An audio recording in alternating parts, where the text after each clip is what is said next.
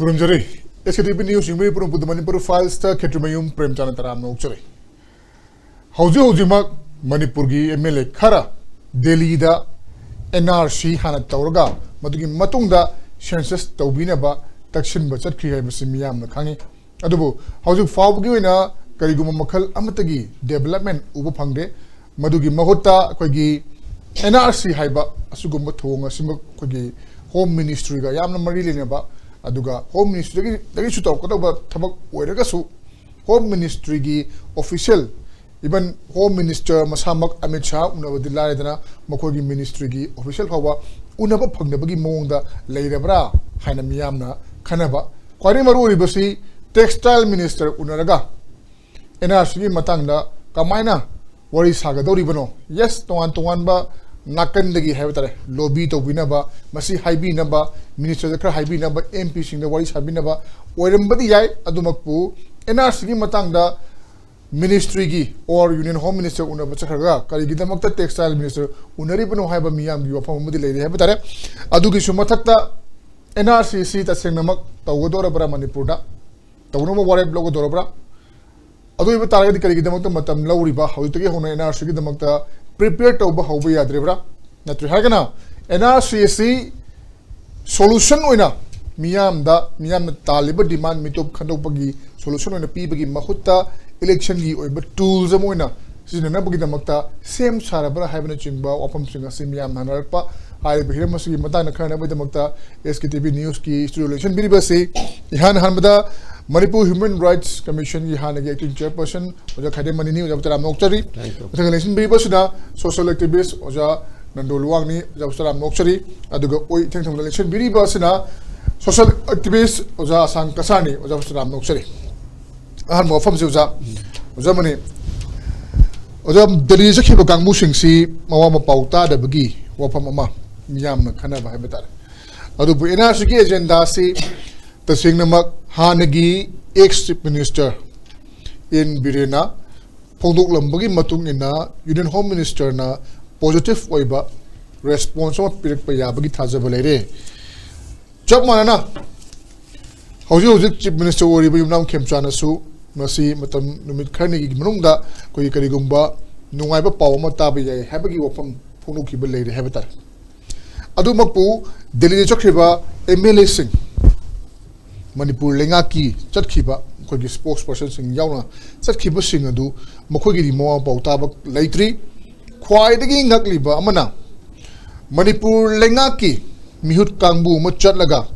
ministry gi mioi sing unagani home minister yauna unaba yaba unana bu khonagani haina chatkhiba sing adu khoi gi press note miyam khangalakpa matamdana BJP gi khoi gi NRC gi ona semba committee ama Hariba committee aduda BJP gi mukhogi party gi hebetare organization gi mukhogi membership su yauna mukhogi na same committee ma MLA su yauba adugu mogi mawong do uhalak pa hebetare aduna miyam gi demand gi khang mangam na chakhiba miyam gi demand gi pire basu pige doriba si hojukti politically oiba meeting digi yengba horok labra vote mayagi asugumba miyam gi demand maram warkan na pire labasu miyam gi demand oiga doribani adu masi Yes, masana tabani makogi matama to butha ko taragadi adubu hauji mak yamna khoi icham na yengba yabada sarkar gi lenga ki mihur kangbu ne chalaga ada taksaluni haraga kamain to na political party makoi punjil laga committee amo oina chatpagi mong thora ibno haibagi wahang silai masina taibasi asugum miyam gi yam luraba future gi hogoda asugumba thawong ama solution ama bu kamain to na political ma chingsala akanda Manipur thongli birang se marang mur kan siru BJP image to hingne bu khona rabra haibagi wahang malai ja kamayang bi am phare hojike NRC agenda whether solution or election tool election weapon haiba sarkar na togadabani Manipur sarkar na NRC haiba aduga census haiba As a union list yaubani. Census asina particularly union list ki entry number 69 yaubani. NRC sina tongana 15 ka su entry number 97 da any other matter not enumerated in list 2 and 3. Even state list yaudaba, concurrent list yaudaba, sing adudi union list oiganaba. For example, su mayam kana hainam dayang chidi clarification pijage su oibisi union list ni. Ado state list nate ado kita kana no nainabada CM na state list nate haire taseng state list ni haine yana bakara yawogi ba ai uitan ningsang ai masidi su haibisidi center hai yawring wedi center list oigadaba. Aduna adugum bagi mong aduda entry number 69 the census ni aduga 97 and others aduda yengaga NRC se state list adi yawdre center ke list ni lady bidi government of Manipur na ako census hana to daba yadabagi tangai padabatu loina khange ko adom dai matamangal roi census to darbur di demography kaiba adurigi chihi naiba delimitation toxin khiba amadana yamna kendra amada leching humfu laiba kendra amada leching kontra laiba adudi tem thorak pataba adug mi khodong chadaba mayam ama aduga loina na akoi ge budget su adu chakwa thorang da su adugi legadur mayam si da soitarak pa mayam ama laiba maram aduna census hana tawba chumde Manipur gi di extraordinary circumstances prevailing in the state of Manipur because of this ethnic crisis haisira violence haisira since 3rd May 2023 till now mathung maram khangma khunai mo oidire ba aduna chida central government na order thoktana 17 of handaki August se sidagi horani haina haibote tasengbo di haudraba male kanada sai nan kemjana so haiba mechindo aduk tabo male aduga loinana aduda employee mayamama employee sing di central gi ona tawjagada boda chu state ki neba dc gi makhada leiba aduga oja sing kali sing na enumerator oigada banina moidu training tawdre na ngasi haileba that means fill the census tawba yadre aduga state government na so census na kona tawba NRC hana tawba si pamjare hairabanina aina ngarang na hamdagi so atai so haiba hore chi irai laidrana state government na interim order ma thoga central government da budi haijaga damni ko hawjikku aina state ke lairiba situation na chi da census tawba yadre haidana center da ekona se ma thaba na re council of minister na aduga hawjikku anadi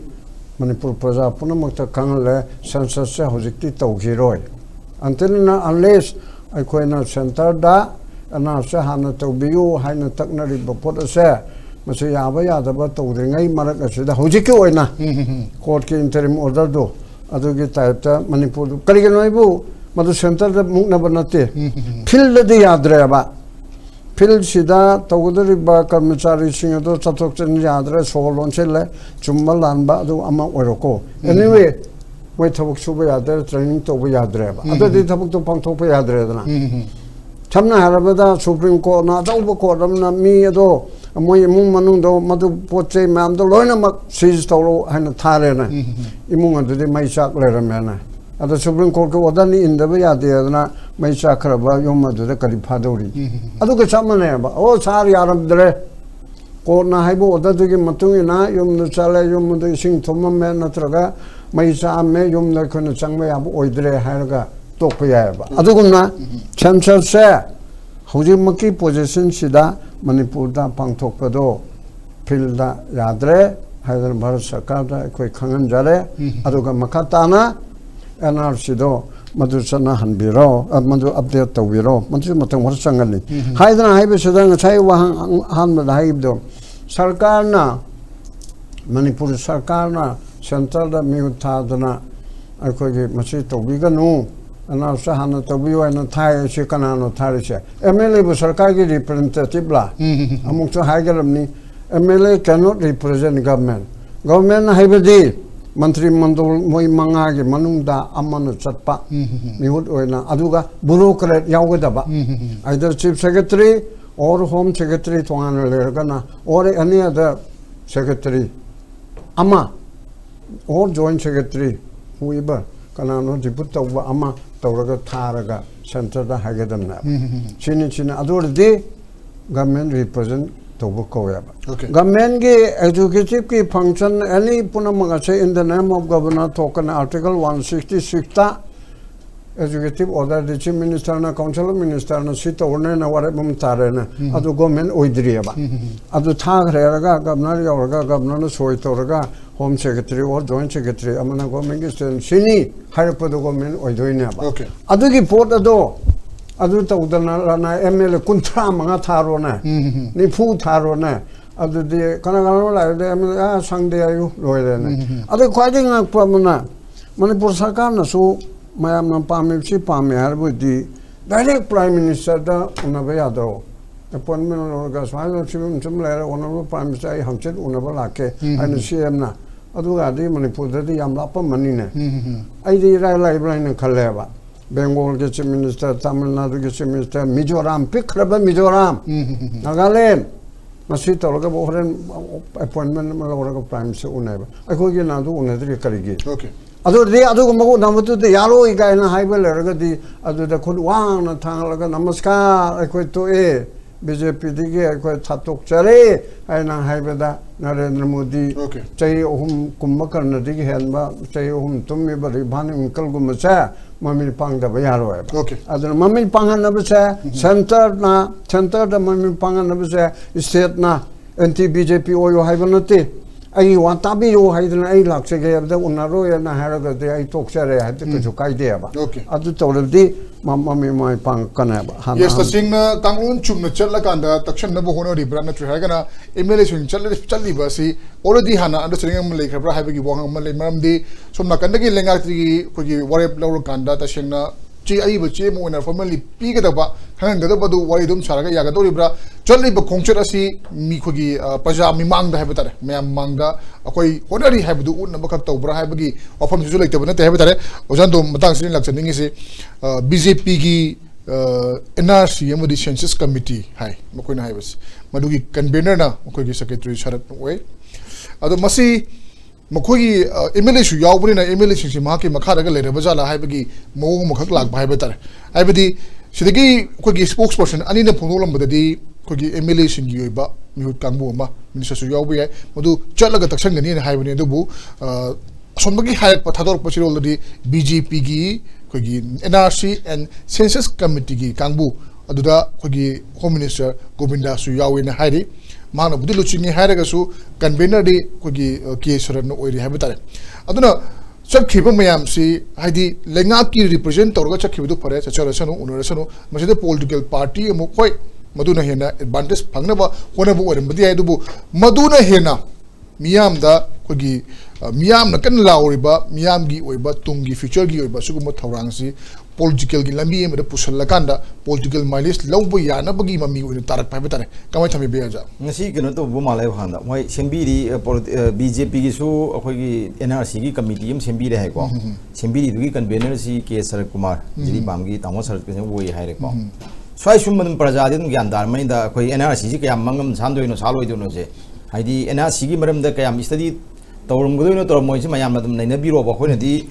ranai bani criticism bining dre ko haidi oriba committee du gi convener du na NRC gi maram da kayam study torom do no nada kaya mangam sana tor ko do no haibagi madu gi momentum mam lei bu khang samna da ko madu people na dum naina biro haijani nge du ga tawriba koi gi MLA gi team mama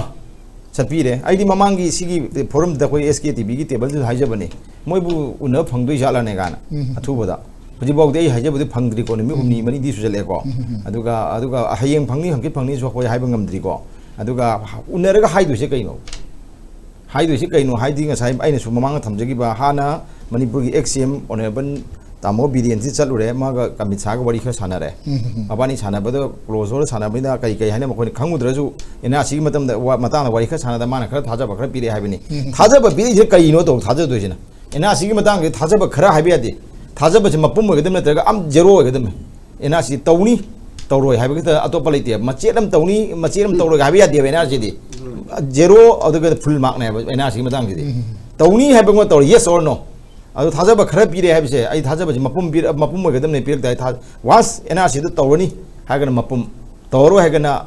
아무튼 맞지 않나 드려야 돼. 그냥 여우드래봐. 아두나 NRC 마당다 오늘은 유니언 홈미니스터 아미사나 동닝바 동닝더비 마카 폴레바. 아두 굳이 뭐이나 시기 동닝바기 포럼 레거디. 손다 거의 머니푸르다 사이 담박다 이랑 걸레버기 거기 센서스기 떠록나버기 거기 하우스 리스팅 또바 아디기 하우킹 센서스 또나버기 프리퍼레이션 또바 사이다 그라 트레이닝 그라 룩 징데 로이 떠리예바 징데 양바 망감 사나 로실라 아버네 마이 마이 빠압네바 그리기나 간다 뭐기 페이지 1기 거 센서스 또라 거기 그런 뭐 하간다 하우스 리스팅 하우스 마싱 리스트 또비는 마싱 셈데 그가 마두 센서스 또라간다 미지 지역도이네바 아두데기네 보지기 그노실 락도이지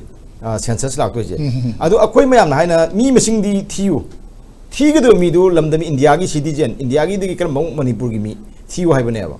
아두 숨 시대 미얀마 마차 마얌 벽도 디 미얀마르기 센서스도 길러가 가도 가진 더론 야네바 이코나 제나 시다 머니푸르기 미 마싱 티유 하이버네바 시대 쿠키기 조기 컴포네트 사오이고 옐로위 미 마싱 티네 하브제다 다 사오 뭐 사오비 또 왜버세 마망도 또 15데서 또 그래더나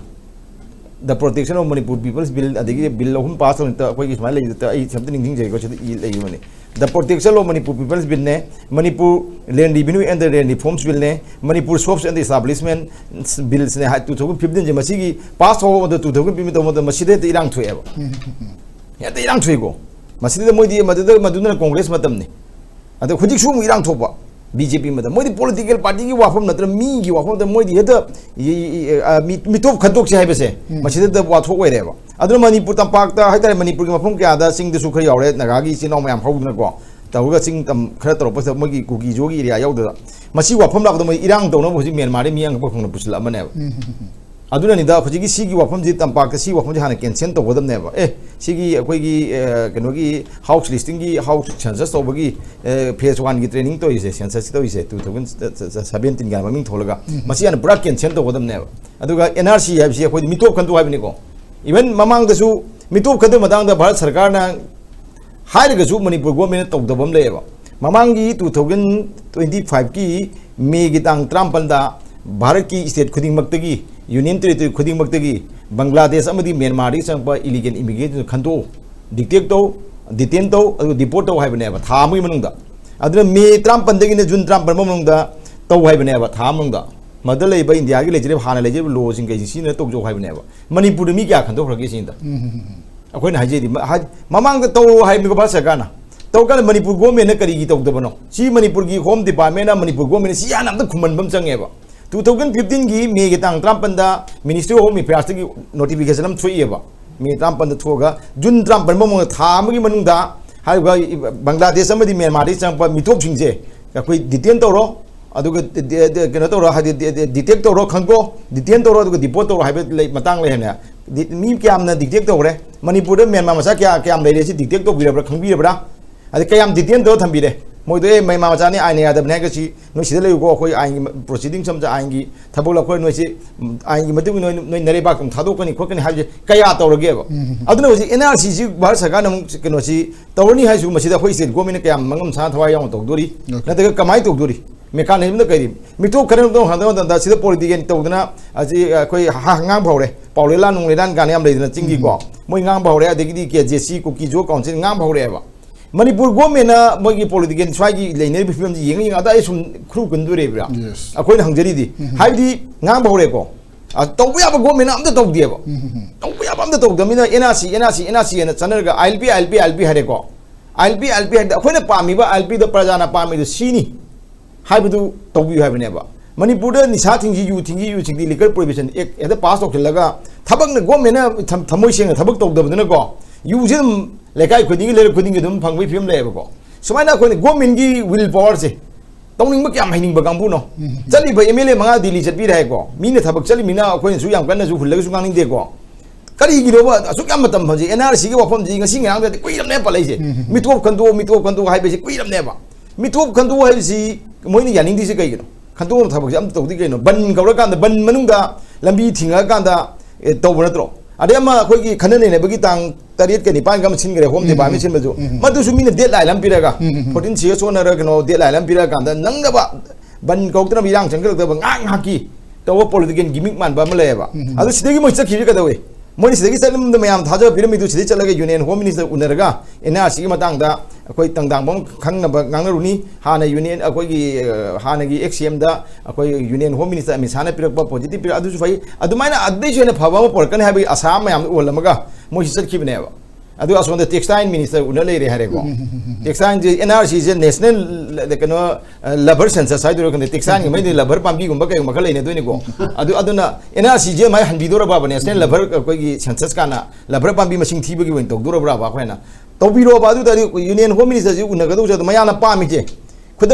तब थौबक तुने बा पामी जे अदु मदि नतबिदा सोम अतो अतो उनरगा दि हखर लेगा BJP की leader उनरे अदु उनरे हाइबा अखोई थौबुदि नतेको उनबियो अखोई पॉइंट लापियोब लापीगा थाबीरगा एनआरसी वफम से गमना पुबीरो फरे उनबिरो हजिकी नेशनल की अखोई यूनियन की टेक्सटाइल मिनिस्टर उनरगा करी मान करी दाई लौबीरगा अमित शाह दो दाई लौनी अगी इमानबनी अखोई कलिकनी नई कहीं वारोनुगा हाइराब जाला करी हाइबीरे नत्रगा सुम सुम उनबगी मी मला लेंगानम हुंगनाब लई परे बोगी यम पिनबगी तौनबी फिल्म दुदा लेरगदी अखोई सोंददी मई जाई मणिपुर से अदुना खोजी मणिपुर दे याम वारी बनी प्रजा मयाम ngaktang कंचन रोबी सोर होबनी चिंग दसु सिंगमी कांपुचना 1951 ना बेंचमार्क ओइबा कट ऑफ बेस यार ओइबा यार खोलो गनी एनआरसी तो यार हाइबे करी है अर्थनो खंगदेबा एनआरसी से 1951 नतबे एनआरसी अमत लेतेबा एनआरसी अपडेट तो वादी 1951 दे तो दाम नत्रो हाइदि अतोप लेतेबा 1951 दे बेस यार ओइबा यार हाइरे अदु करी हाइनो मोय हाइजे मतम दे लंबी सोंग फते खोती हाइरेबा अदु कई मतम अतमतम साना येतेगे जा मणिपुर की चिंगी कुकी विलेज क्यानो दे चादु खुंपु तरमा थोइने से मतम पुनम दे गवर्नमेंट रेकॉर्ड दम लेरेको अदुगी निथौ खुलाकपा नोंगापा तद मतम की खोदोंग जाव फंगरिनेबा असुक सांब चहीसी 1951 दगी न हुजिबौगी यंबिउदना असिबौग द मोय असुक सांब जा कोई कुकी विलेज मतम द रेबे रेको तो यादे अकोई सी खुनजे सी विलेज वालमे सी की विलेज ने सिने सिप ओइबनी खोपनी खायगा मोय मेनरी के दबैनोबा मकुन क्लेम तौदी कैनोबा इवन गवर्नमेंट दी अकोई ऑब्जेक्शन का क्लेम मसे मतम पीनेबा ऑब्जेक्शन तौरो नत्र क्लेम तौरो से फॉरेस्ट की एरिया दा मी खुंदालता बा युम लेबा खोपो दा जुगो फॉरेस्ट की लमने लाउथो मतम दा खरा एग्जाम तो बिगदो मतम दसु नोय क्लेम तौरो नत्र ऑब्जेक्शन तौरो हाइबा मी पोट लेनरी बोनेबा असुक सांग मतम जो 1951 दगी अयाम बब्रियो के ऑफिसर मोय बोइबनी सेक्रेटरी मोय पाइ रिवेन्यू का मोय आम पाइरम बनेबा को अदुक सांग मतम दु कदबी कुकी खुन चादु कद्रमा थोइनी 1951 दा याम सेंगना क्लियर लेबसे मसिद अखोय 1951 की कुकी विलेज चादु कद्रमा थोइसी लाली हाइबजी असुकिन हाइद्रगा हुजिक द एनआरसी तो अमदाई मतम दा खुन मया मसिंग थी योरम दि खोलम दे गाना हाइसे मरम चाब्रा अदुदना एनआरसी बु तोदी 1951 दी केनो से सिदगी तोनिंगाई सिने तबा तो बम तो लेती है बम जने थमजनिंगे ओके तसिंगना अखोगी एनआरसी से तौबु तारगदी 1951 द बेस यार ओरप मतमदा ngसागी एंसेस्ट्रल लेने काइना हाइजेबा कांगबु खरदी मकोई से खतोखिबदा यावगदरा हाइबगी पाखतपा हौरब्रा हाइबो वफम सिनी आई मखा तारक पसे ओजासंग कुकी लोनमक नते मकोगी मरकता अखोगी एंसेस्ट्रल लेनी काइना क्लेम तौजबा हाइजेबा ततना हाइबा अदुबु एनआरसी 1951 दा बेस यार ओरेजी हाइगदी पाखतपा फावबा अदुना करिगुंबा इन केस हौजु फावबगी ओनदी एनआरसी तौनी तौरोई सेंसस से तोकरी थोय हाइबा चपचान खंगम ngамद्री अदुबु कोइना फंगजबा सिग्नल खरा दाइबा तारे सेंसस से डिफर तौरोबा याई हाइबगी वफमदी कोइना फंगी कन्फर्म नत्रगसु अदुबु इन केस एनआरसी तौरप मतमदा हौजु कोइना मु लाकते बो वहांगसी एनआरसी सी फजना कांगनोन चुमना अखोइना पामलिबा मोंगद तौबा यागदौरिब्रा हाइबगी अचौबा वहांग अमु थोरकपा मसी खुदम हाइबा हुजुक उजाना दोर पंबिखिबा 1951 दा बेसर ओइसाइबा मतमदा यारोइदबा कांगबु अमा अदुगिसु मथक्ता हुजुक लैरिबा मणिपुर की फिवम सस्पेंशन ऑपरेशन दा लैरिबा कांगबु सिंगा सेंटर गा लैरिबा मरी अदुगा तोंगान बा कुकी की ऑर्गेनाइजेशन सिंगा सेंटर गा लैरिबा मरी अखोइ मयाम सि गेंगगदी नसागी पामिबा कांगलोन चुम्बा एनआरसी दु तौबु ngamgadौरिब्रा हाइबि वहांगम दिले जा कमाय दिबे प्रेमचंद हुजिकी नैनरीबसे अखोई प्रजा मयामना खंबा मथौदी याम ताई दुगा प्रजा मयाम से मिकअप थोकपा मचंगी दे प्रजा न मिकअप थोकतरदि अखोई करिसु कानरोय हुजिकती अखोइना लीडर सिंग द हाइरिबा कैनो सिंग से द डिपेंड तौबा या बमफोन लेतरे मणिपुर दा तौरिबसे करिनो खंगदे अखोई की लेपाक ngakpa लेरिबा मणिपुर की सिस्टम सिदि अंगांग थाइना अंगांग मचाना इरोए अदुगा सन हमेन अखोई लेपाकना सानबगी मोंगदा अखोई पोचे अमा पोट सानबगुमना सानपोटगुमना अदुम अखोई पुनमक से सिस्टम से ताखरे अदुना मणिपुर दा सक्सेस ओइबा पोट अमा फोना आई उद्री aina ubadako any development achau chau sagera adum saringai da langani khokani matam chakrani adum fail oigani aina hairi se mari leibegini ko Manipur da dam kya sarage ngasi mapithel dam thobal dam hairi je ja success oiri bro chahi kaya sida mangdana tawdana da dam budi sare loire and inauguration di tawjai dam gi kana bang si kri pige hydropower pothokne puthori bro ha dam si khuga dam sabal loire paisa kya thadare mi khara gi pocket ki imung khara gi dam saraga madugi thabak lauraga engineer so oiraga dam inauguration tawdringe da retire tawthop pension chapa mi yauri ba si karam bano Manipur da mil ki ha project paikhalle kadai da akhoi ubo phange simai na mayam si leibakan leibasida ILP mi sibakan da ko government na wari saraga kaino khara tawe akhoi gi citizen amendment bill adu da so irang mayam tholaga langlaga khotana mayam tawrome maduna hujik kadai phau yaw khrage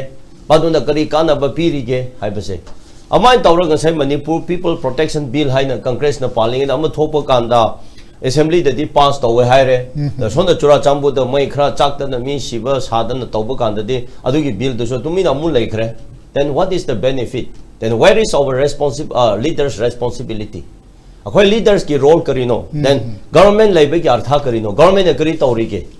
hojik di point da lak chaning badi NRC hana tawbiu census tawbi khiganu NRC tawra kanda census tawbiu census panthok tringe da NRC hana tawbiu census NRC panthok tradi census tawba ya kiroi haibase ngasi gi wa na te chahi ani humari mamangda laudana khotana nagaga maite pundana ngasai gi akhoi kokomi UNC yauna ensam desam ha akhoi gi MSU yaudana mayam chechan 2019 digi hauraga lakrabane ba Premchand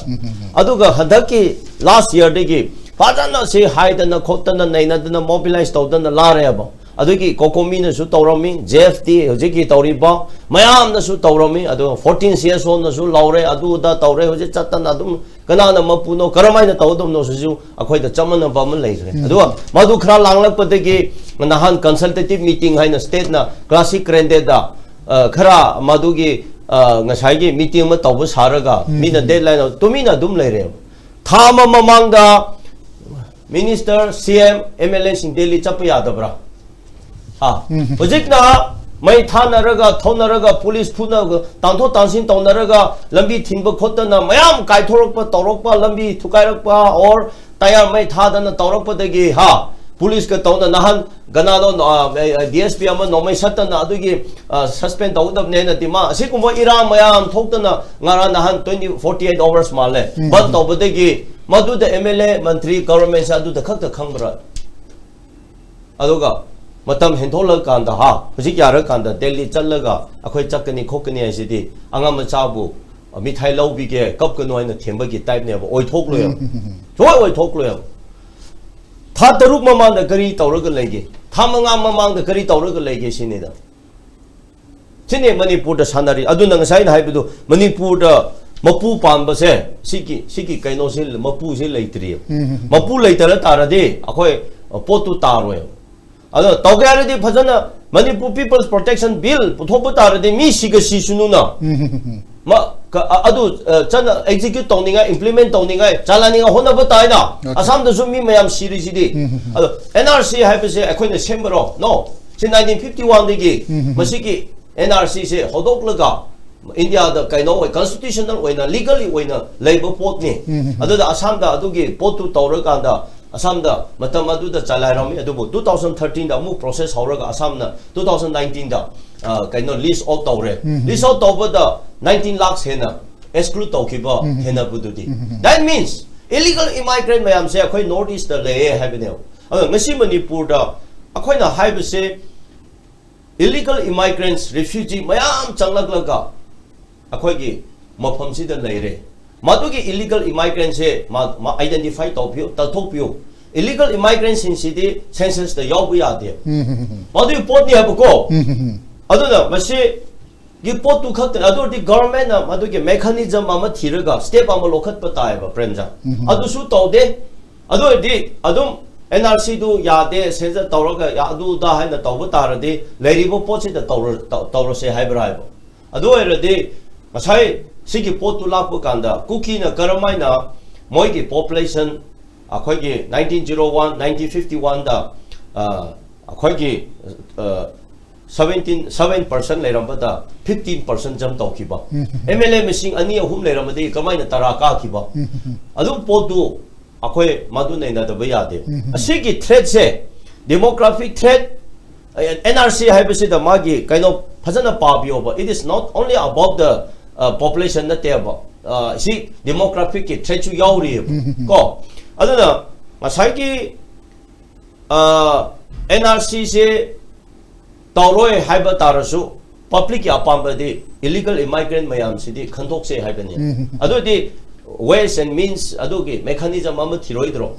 tawdubu masi suta ta da ba sukang khang da ba kumna MLA mayam se tumina leiraga handak matam thana ba henla kan iran thopo kan da Delhi chakani wari sagni haibadu masa angal na haibire Mizoram ki CMD Nagaland ki CMD kudak dami sada unaba chali bududi luya khoi CM nan unaraga si iran thoga dore prajana si pami akhoi ki lengak haibse praja ki natra BJP waigera congress mai manifesto da gari hai akhoi people ki apamba tawningai akhoi party se leibani ha Manipur kan gyar de BJP ni hai da ado ding si NRC tawse ka da si party na roll out da bakari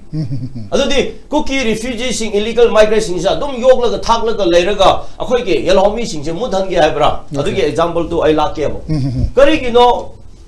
NRC tawse harasu yadaba Manipur People Protection Bill has same share so mu yadaba Karino akhoi di phap ta de ko Manipur le adu iting sai na haibadu akhoi mapu pandaba lengak ama state adu gumba lepak oi khrem mapu se pa leitre adu mapu kana no aise leitre mapu se mapa mi top ti changlak pa mapa ni mi top sing se mapu oi rak leire leitre hoji cookie na haiba da chatra ngasi su NRC se 1951 da base to ba ya roi hairaga akhoi adu de lep ka dori bra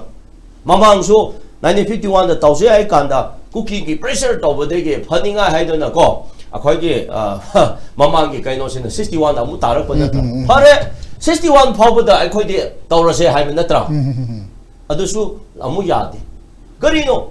adu di Manipur se kana na control tori ke haiba chawbo pot se premcha akhoi da live ko adu hojik chali ba se aswai da tawbo oi de thabak suoi oi thoi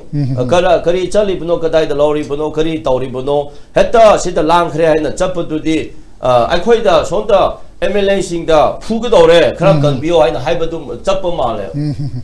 sida de adugi tamak ni haina chappa saba sonda de nahan akhoi ki general strike da MLA sing su cha handare ko akhoi MLA sing se Imphal da lebi adre matu kitang Labia ni I can ana bio haiba natana atopa lambi later bokum na angon the di uwe go why the kind not over nate adana Manipur da karing ba ma to da irang thok tring da mi si dring da karimata attention later ba se asigi achawba laina ma khoi da cancer ki laina haina laina na ba ma khoi Manipur da lairi ba ado lengak pai ba sing politician leader oi ba sing se asigum ba laina achawba ma mi gi awa ba khang da ba mi na law ba ta da ba laina se masi akhoi phajana doctor de geng thok tar tar de hoji tawri pun ma soi oi thok okay tashena masi ki leina simadi yam phajana leire hai basi miyam na khangna rabani haibadi ban tawjingai irang haudringai miyam na taliba demand si khogi na da hapta ba ta da ba yeng da ba han yeng da ba adubu masi tashena haragadi JF dina khongjong jeng ba horok pada khogi ban sakuli ba sing MLA sing chahalakta ba MLA sing yum da fawbo thomjel lakanda NRC ki matang da chap chaba firi ma hangna ba conversation ba hawragani haibi ofam si laktoki ba su lekhiba masina maram morakanda aiko NRC ki damakta degi chatle na harga chatle bra haibi wang sidi masana hanga pa tabani ai makha tabsidi ozamani tasengna NRC hoi census se differ to buyana leire aduga khwaidigi maroi na nga han su panjaba haiba tare census ki kogi ac.census.gov.in hariba sigi portal sida self enumeration house listing makhada yaw basi masi hoyuk phau yadre day 17 de hogoda buni august ki loiba fawba adubu masi yadre ꯑꯗꯨꯒ ꯃꯁꯤꯃꯛꯅ ꯏꯟꯗꯤꯀꯦꯠ ꯇꯧꯔꯤꯕꯁꯤ ꯃꯅꯤꯄꯨꯔꯤ ꯑꯣꯏꯅꯗꯤ ꯃꯁꯤ ꯃꯇꯝ ꯈꯔ ꯃꯁꯤ ꯌꯩꯊꯣꯛꯄ ꯌꯥꯕꯒꯤ ꯐꯤꯕꯝꯗ ꯂꯩꯔꯕ꯭ꯔꯥ ꯍꯥꯏꯕꯁꯤꯅꯤ ꯑꯗꯨꯕꯨ ꯂꯥꯏꯕ ꯐꯤꯕꯝꯗꯤ ꯇꯁꯦꯡꯅ ꯃꯁꯤ ꯁꯦꯟꯁꯁꯁꯦ ꯗꯤꯐꯔ ꯇꯧꯔꯦ ꯑꯗꯨꯒ NRCC masi tawgodore hena khallaba matamda masi in case yaren khalma matamda masi thangai shengna mayek shengna miyamna pameba illegal immigration khandok pudu ngamgodori bara government ama oina aduga political party ama oina kugi government form torpana maram or kana makoi gi su ngasagi 1951 da yadriba vote kuki section khara haiba tare kuki haraga su 1951 gi mamang gi lerki kuki miyam yauri haiba tare akhoi gi punna kunamina raba 1951 gi matun lerek pusu miyam yaur ngodori bani aduna makoi gi pressure du su khoi gi political party emoina makoi gi di vote number masing hena phangdaba yadabnina nakal animak yengna bo honarak pada miyamna pamliba aseng mamitop khandok pudu oirodra haibagi nunang bosisu hojik khana hobuda matam chadriba se news yam chumi hoje asang ka chan so ai gra government chi chap chap government ge function na tawri bra aduna ken yam toina haiba government cha center gi dictate tawraga center su amu kuki lamen tu hen gi dictate tawraga chatpa akoi gi sene in the form of ceremonial functionary the meeting gi chief guest oibido aduga lang kakpa toilet changa bagi praman moko adu honga simok so amu hai adu toilet oina dai palaroi adugi chawkhat thorangi na highway gi changa bagi adugum bagi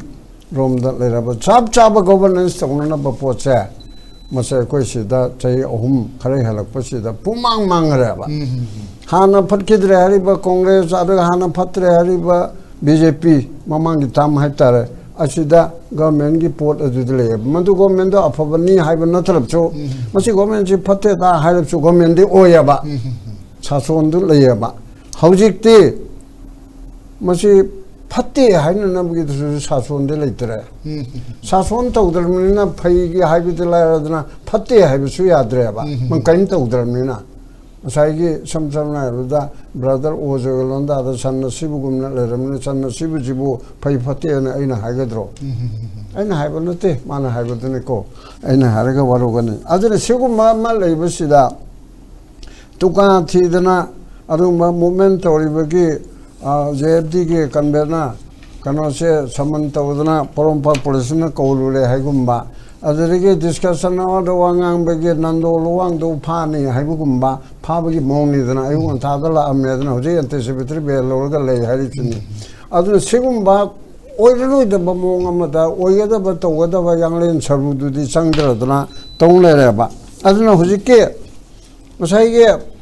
government sina irai laina mana tongninge haire ana sina hana tohningi aduga census city tawningdre census city ngai Premchand haidema ai haidena census taw chunga yar roeba field du yadra potu kairamnina aduda aini tawge sa adiga kan mo odani illu so ai sire city tawngamdre hairaga damnaba aduga NRC do ai maki mod oina haiwardi sei mari manga changanaba okay adubu government ni midana hekte yam thoya on election ga leramnina tawbige hairabdi chahi mukti Tobuya, Siro, Sandoka, the Yauri, Citizens Act 1955, the Yauri, and the Yauri, Yam Yangre, 2013, the Amendment Yauri, Amayauri, at Sigmam Sandoga, Saikana Chokar, Torice, and our sister with the Sinium Chumba,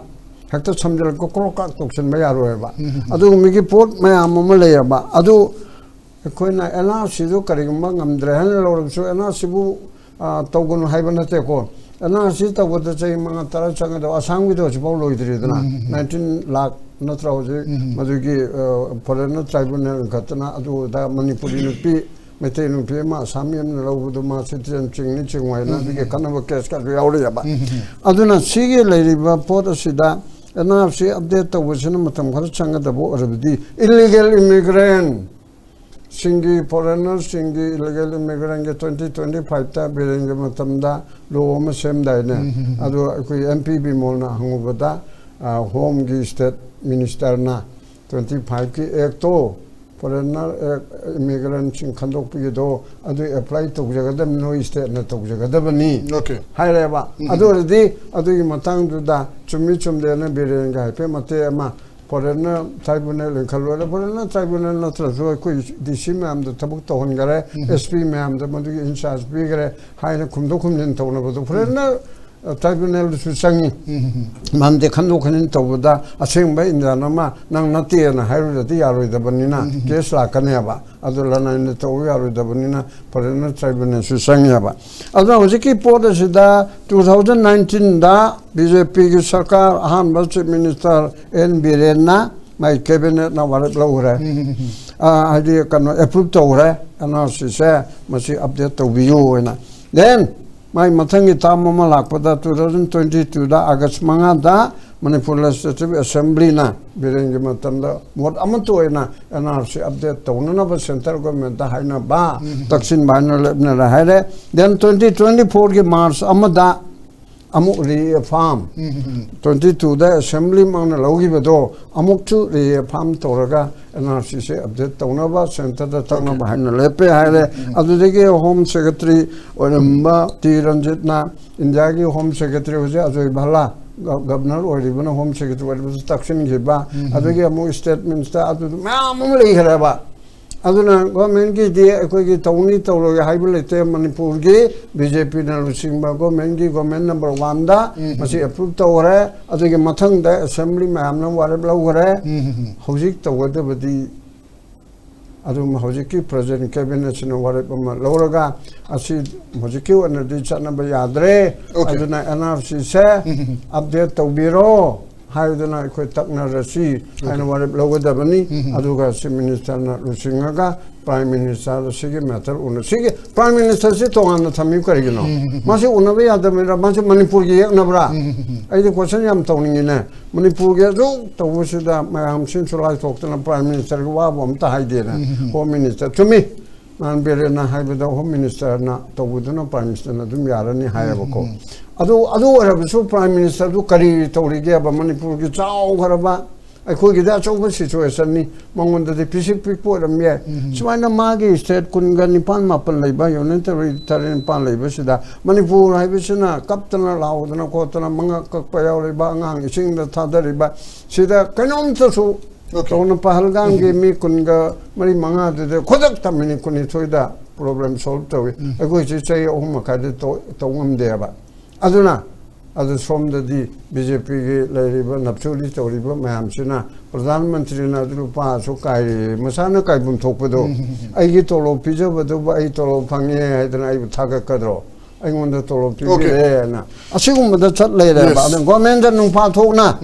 chap chana bolli to bum thokdu to be NTO yo haibanate ji so dum tawgadamni adu ai sarukte pige damne NRC tawdaladi nungai ralu sara chu taksin gadamne ba okay jando ani su panjaki bhai batare miyam gi meeting de hoji center lenga ka akogi suspension operation de leiriba aduga sam kuki golf karga lenariba mari si yenguragadi hoi kuki khudimak 1951 gi matungda lai haibnate 1951 gi matungda lai ena khanba kangbu khra leram me khalasi adu taragadi makoi du kankhatpa ngamna bhona bada changshel lakpa ngang na su 1951 tobu yaro haiba to an maram piraki bani na maram mor kanda NRC na troge NRC ga mana ba mechanism ma Manipur gi tamta chana halo haiba matamda masi kayamuk sengna kayamuk nakhai sengna amarum hojik national highway chatpasi ngang dagi hore adu security force myam yauro kanda chatpa hawbata ngairi adu phadana changthok changin ju yadri kadai fabu mayek sengna akoina haidiba NRC buoro natrokana illegal immigrant khandok ba any mechanism buoro tawbungam godori bagi habi wahang lai kamai thami be masi khoi government ni will power and any tat naija bado government asi yam kanbam change ba ada leiri ba hujiki mithit se masi dei thajadre moi tasengna khangdabana yame leiba khoi ruling de leiba khoi MLA minister jingje yambana haiba Manipur gi foreigner gi wariba wafam adigi hujik NRC gi ke khangdabana yame ko akhangba khar du hininga thabak tawning de ba tadaga akhangba khar du tongbu yabagi moida tanja phangdre ba aduna haiba leiba government gi si leiba mithit sidedi si team sidedi ena akhoi gi mitop khandok pasimadi ai thajadre ba aduna mathangi kai gumba election ga lakna masida praja singda mai gi kendradagi sumaina mare ba mafurung siba issue khangba mi myam thagan ragadi oithokane ba ada akoina masida mu 하이나 봐야지 고기 지나 떨어봐 와폼지 1951데 컷 오브 베지알 웨이 뭐 마람 아무도 좀데 뭐 마사나 하이저버네 1917데기 1919 바우지 아코이 고기 리벨레는 남레버고 뭐인디 아시 잉그로 고기 와가 하이고 아코이 아두기 잉그로 고기 와가 센티나리 게트 떠우드나 뭐 차나 거 떠리네버고 고기 리벨은 1917데기 1919 네바 나트라 시대 레버 고기 레이레고 시 고기 खरदि 레이레 ताएबा अदुई मतुंग चै कुंथाइ थोइ लेरगने 1951 हाइजे 1951 the कसो बेजबियार होगदो 19 NRC 1951 Maasai लेजेइजे मसिजे तोबदि यारो हाइजे करि हाइनो मसा दम doctor अखोगी Parman औ हुरान बम को नापी पे एन हाइबदो अखोगी परमालम लेदेने मिगी गोमेल इंडिया के 1951 कट ऑफ गरे सेंसस अपडेट तो जायबनेबा अपडेट रो कनाना अरान बनो कनाना क्राइदि संग बनो मिटोपनो अरे मोय लेहिबो यारो हाइबनेतेबा अखोगी 1917 दे 1919 की स्वाइद मय खर अइना लेन मा एमपी वानी को किनोमा सही सिगी खिदा लेजरम बसिगी मसा मसु चौदा लंगदा लोय लेनिना मोय काम ता थोइना 1951 की मतुंग हाइबदुने मतुंग दो तोबदु कनो तौ जायबनेबा अखोई अदुदी खंतोकसे दुगा मोय दुम लेमिनसे नुक्सीने लेमिनसे नुक्सीने पानमिनसेबा अदुदी यारोय हाइबी पोरम लगी इरांग थोना बहनैसे करी गिनो बसी इरांग थोना बहनदा अखोई गवर्नमेंटना सुयामना सोना लरिसे कइगिनो सिंदा ममांगदसु तौरे होजिकु तौरे होजिकसु तोंगान मे एक मयाम लई अथगी अखोगी एमपी ओनेबन एमपी पिमोना अखोगी ओजा मनि थंबिबदो लोक सभा दा वाहंग हंगो तमदा मिनिस्टर ऑफ स्टेट कनो कनो होम न खुमकबदो स्टेट ने तौजगदम ने हाबी बोरो हाइरियेबा स्टेट ने तौद स्टेट की जो फॉरेनर की अखोगी एक मयाम लेदी फॉरेनर संग यादबा मितो फाबसिबु सिबु क्याम लुगी सिकरी की फांगम दबनो आई ममांग दसु मतियम पांजगी दोबा अखोगी मिनिस्टर ऑफ होम अफेयर्स न ऑर्डर थोइनिगो इंडिया पुमद इंडिया की स्टेट पुनमक्ता यूनियन टेरिटोरी पुनमक्ता अखोगी कनो द म्यांमार अमदि बांग्लादेश संग मिटोप सिंगो खंदो थमो थादोक्रो हाइबगी ऑर्डर थामंग तो हाइने बदु अमत तो दियो कया तो ग्री अखोई मणिपुरी मी क्या खंदोगी सुंबा गवर्नमेंट की असोन बदुनेबा सिवाई सोलेबु कनाना कमायना ngam NRC अखोई सनरो लाउनी चने थबक तो मतमदा काय काय दुनो मोय तो हाइनिंग तौद्रगदी थबक अमदा मोंग तारवायबा हाइनिंग तौद्रबा थबक को थवाई खोइजंगना थवाई यong थबक तौदि अमदा यारवायबा प्रजा जिंगना हाइरिजे मोय यंगना बरतियबा हेत अंगम तानाबा कोइने NRC तौरो गाय गा मोने तौरोय गाय बा तौनी गाय ngमनरगा हेत मुन्नबा फोइनबगी पोनतेबा NRC चनारबा होनसी हाइदि मिटोप खंदुकसे जे गवर्नमेंट ने मतेंग पांगलिनेबा नोय लेबा इंगना ngau हाइबनेबा ngasi Manipur थोइबि रांग जिंगबु मिटोप कई आदि मपानि चंगबा कारन तुरन मैम जी यम दगु सिमै थोकद्रो गवर्नमेंट होजि लांगिसि गवर्नमेंट मथा छाइसि मोय मपानि चंगबो मैम दो लांगल यद्राबा मपानि चंगबा मिटोप द मसिंग याम दिंगदा Manipur काय वाइ सुमाय साथिबि रांग थोंगेबा होजि थोइयो होजि सु चांग खरि लेपना चांग मनि होजि ngangnari dina khoisida abu henjalamani changba chingda haidi chingi sambanji border khajin thamaga si manungda leinei bori matang wari sabra deba asona iho hobo border loi jangal lamani hoji funer ji yumai thal thana ji si ju sidong ji leli jau sala si chana ji ga happy poem the mudi langna mane khomjal mane nomai puchalak pani khangde bom puchalak pani khangde popi gi paisa puchalak drug puchalak khangde moi di loi phi sem da loi le mane ba training to to mane ma du akhoi si ningai mangai dena ko akhoi NRC gi kai to ne ba census ji thopa ji ga NRC गे खिते याम खेनेबा अखोई दि नै census तोबो तोगबा अखोई दि कोना लापने census को आपम दि मता मपा चानो दना NRC की demand के नखिनबदगी ए NRC ना तो सेंसर कोन तो हाइबे वानेबा अखोई सेंसस खंगदि बा ngaतन खंगो बदो गवर्नमेंट की खोंगचत अमनि मा लापा लाखबा दु वजनेबा अखोई दि इलिगेन इमिग्रेंट खंदो पि हाइबनेबा मिटोप खंदो वाफम दि चुम थमा कांदा चुम मसी की डिमांड जे कुइने सुम ला कांदा सेंसस तोबो मतम लापनेबा करिगुंबा सिदिगे अखोई न होजि सेंसस सी करिगुंबा तोखिले अखोई हांदि हाइलाइट सेंसस तौदादी सेंसस की सेंसस सी तौर कांदा सिदे सेंसस सी मोंग चादबा सेंसस वमिना मसिगी मतुंगिना सिगी सेंसस सिगी मतुंगिना डिलिमिटेशन तौदागदी अखोई केंद्र खुंफुजी अखोई याम फैबम कायनी अखोई तंपा हारिसिको जेनेन की अनरिजर्व सिजिला 26 फंग लेनी अदुगा 34 ना शेड्यूल ट्राइब की हाइदि चिंगी मखम तौदइनेबा 34 हाइजे 33 हाइजे 34 हाइजे इन कांपो पिसे जेनेन सेट होइजु हाइदि अनरिजर्व होइदा जु असी चिंग दम पारमनेबा मोना किशोर थबागी मतुंगदि अखोई कुकी दनु काखरेबा हाना कनोमा कारमदि नेपाली काम बे मतुंगदा अदुना मोइदो 34 लेनेबा चिंगदा 34 जे नागा की त्रामी द्र त्रोंदोय अदु कुकी ने कुन नत्र कुन माथोय वइनेबा तो अदु कइगो 1967 दा सुबनगी एमएलए अमकक लेरंबा कुकी सही खुंफुगी मतुंगदा कई मोदी को MLA कुन की मथक लेरकांदा तो अखोई डोमिनेट तौसनगे हाइरेबा सिगुंबसी यारोय अदुगा सिगी सेंसस सी हतकी सेंसस सी अखोई कनोनी सेंसस तौरगा सिगी डिलिमिटेशन जे तौबोजना अखोई केंद्र मनुंग उंगदमनिको delimitation makhalani leba amana 2031 ni matungda karima tawne panari ba khoi parliament ga pass toga tawbo delimitation sina kendra masing yamna ba lok sabha gi sit ga masing yam khalakna ba gi pone ba sina mu ada pass to yaba yada bam su leidui ne ko sumai tawda khoi gi 2031 gi sina kendra masing yam khalakui ne ba adudi sida su yam hekat ka ne ba 31 bawda moi kyam changa kani aswandi gi illegal immigrant Myanmar changai ba mayam se akhoi gi sudi Myanmar chang pasi mi sing sine ba Bangladesh gi yaw ba Nepal gi yaw ba mi judi khoi ne madu yam na khoi da akibo wi de ba misingda akhoi Myanmar changai ba mau fatna changai ba chumna saidang ba jang de moi di mi thugai roge mi hat roge lan da chlu roge hai ba gi motive ba ma phat ba motive ba da changai ba asylum lo gi hai ba gi feeling jak ba de ba adu ne ba khoi na right time ne sidagi thengda gadi akhoi last bus to akhoi na asi aroi ba bus ne si tong hok do ba khoi yaro yellow mi loi mulani naga sumut kani maitei sumut kani swaida le maitei panga loi mut kani ba na illegal immigrant sing sina lepna jangal ba na population invasion na missing na landa ba do ta adana khoi swaida khoi gi khongun mut kani ha ba sai swain tham jeng na yellow mi pune mok jang ji hoji khoi khongjeng je ngasi ni mini ni humni ji da khoi khongjeng ji karon da leirage je khoi si mayam hangnera ba ne hoji ji akhoi di census ki thabak ge kha lep khoi ga thoi tham do bui film lei do re ba census lep ki da ju NRC gi matang gi tang dang ba ma si ma gi di krai bai lei du na ha ba si khamin na hobom chang ha ba phone tham jani yes khongjang si huji karom na lei bage akhoi defa ga census se differ ka tawre hadna ta lei tho ga le do ri bra karam mawung da makha ta na jang me ta ha si koi miyam na khantha ba tangai fadai bani aroi buje oja sang hauji oja no na habi ba du maina census se differ tawra ga su JF ne changan boy gera 14 CS o gera miyam punna junction liba hauji ki khongjang si masi hanba yaroi da bagi tangkak ama labra aduga maruoina in case NRC or NRC ko manaba pire na khalasu kagumba madu tawni hairagasu madu fawda makhata na adumak khongjang chi dumak leigdori bra haibagi opom malai maramdi ngasagi BSR haiba malai aduga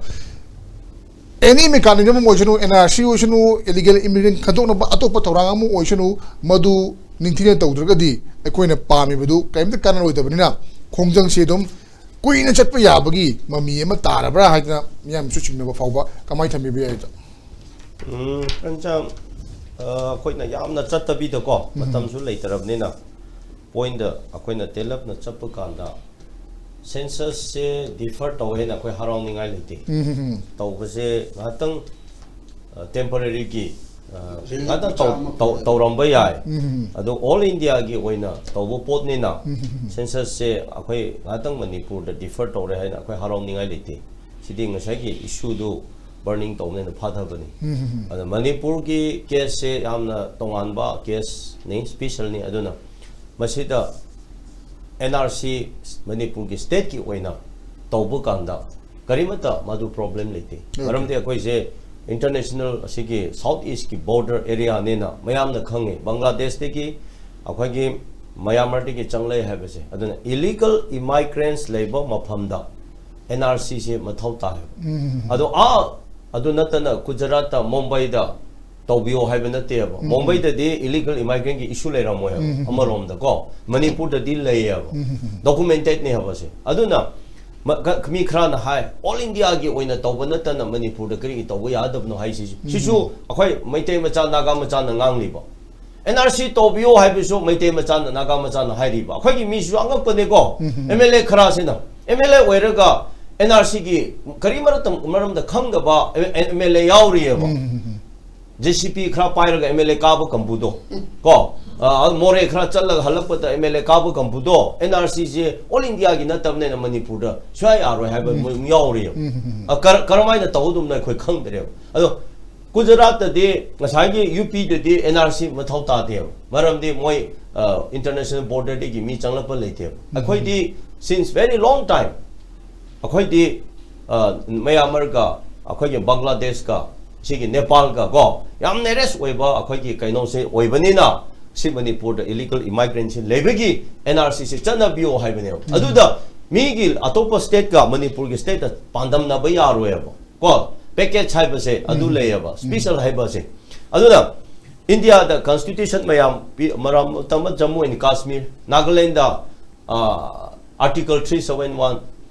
natra asi Manipur da sian mi tongan to aduga ngasai gi Assam da na ha 6 schedule haina thambase magi kaino du gi matungi na lapa natro adoira di Manipur da NRC state ki special ama ek ama kaino tawraga amendment tawraga natraga kaino tawraga tawba yadabra haiba pochi akhoina madurom da changadabane adu ngasai NRC tawbiyo haibisu akhoi maitei ga naga na hai aduga amu Manipur NRC se lu ga da ma le hai besu akhoi na mu hai asi kari no bane da adun yadaba leiroi but akhoi gi hadaki sida akhoi linjen manaba unity ama tarka lei aduna ngasai aina haijaning bade census se kaya kuina akhoi na thingba ngamga da bano ai be question a chau bai ngon da di lai natra anga census se kaya kuina akhoi na thingba ngamga da bano hai bado aduna masi akhoi leaders inge asoi bane census se tawdringe da sit tawpio je mamang da moina thabak se lokhatabagi hojik se tasa se lakpane hojik census defer tawe haidana chahi kaya tawga da chahi ama tawe hairase tawrosu NRC tawdarati it will come the same next azum iran do agitation it will continue the same agenda, the same issue, then what the Manipuri people get the benefit? See, akhoi de siki the chatte abo. Ngasai gari engine pipe bus driver oiba gari thawga da sing na thawda ba. Maning da leiba dun illaga dum illa di chalu eba. Driver dun start thawda di. Start driver du kana no haibne da. So ngasai akhoi ki driver se kwai di lu bade Modi unaba ngamde Amit Shah unaba ngamde. Siki problem ni aba khoi se. Loan thota ba gira natraga ki ba gira natraga smart way da begira akhoi khangdre ba Nagaland ki bus driver do di center ki mi do unaba ngame akhoi ki Manipur ki bus driver si di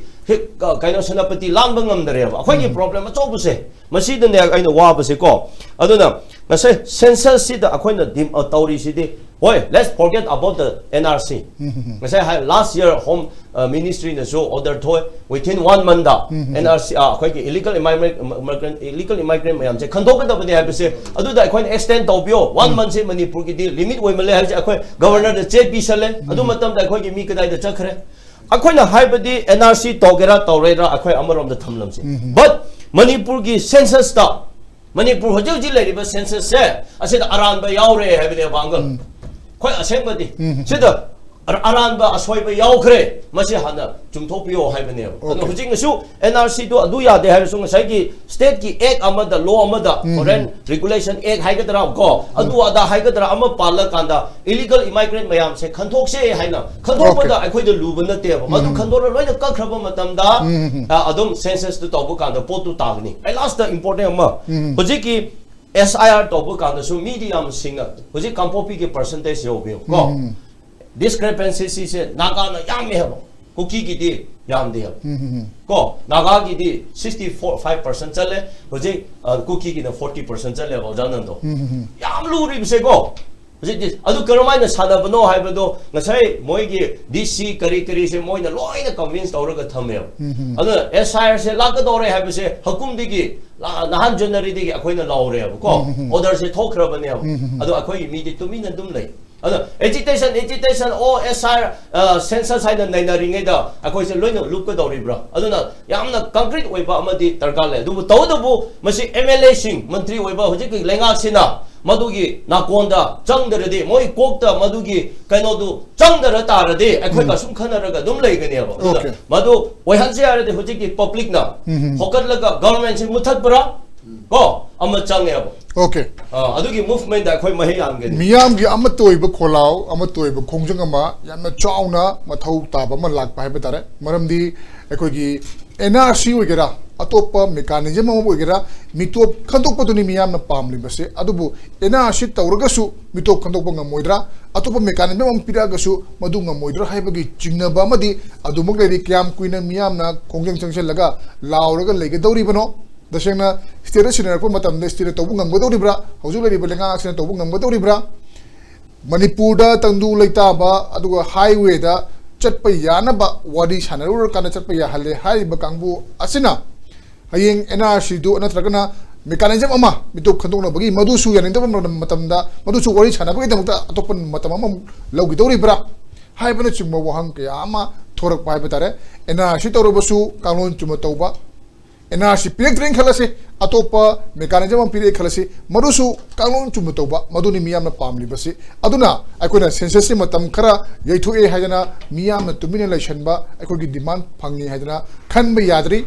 until and unless akoina mitop singdu tasengna khando ganda Manipur ki report tokraba thadokraba aduga leihoriba yelhomi sing aduga 1951 gi mamang gi laga leikhreba sing yauna punna mayek singna Manipur gi missing sini haidana mikok thido oba matamda miyam talibu demand du phanga dori bani aduna defer tawre census se matam khra yethoi haidana leithokpa yadri aduga kaigum NRC ping khalasi natroga NRC gi manaba mechanism ping khalasi madusu ningthina tawhannaba miyam na chekshina yingchin mama changi harga ngasi yonde the Manipur Falls Soromasi matanga se sujage ngasi thoromasi pen singna sarga bidam thang phone chare